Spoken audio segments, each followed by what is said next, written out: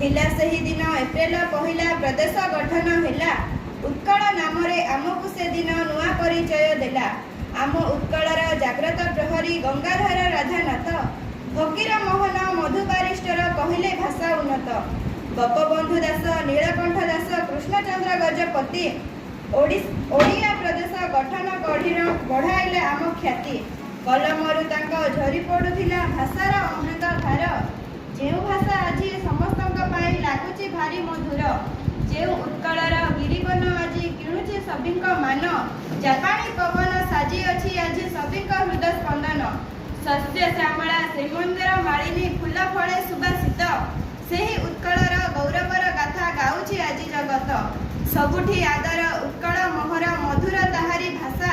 सारा राइजरु अटे अन्यतम सुंदर आम ओडिशा। सुंदर आम ओडिशा। धन्यवाद।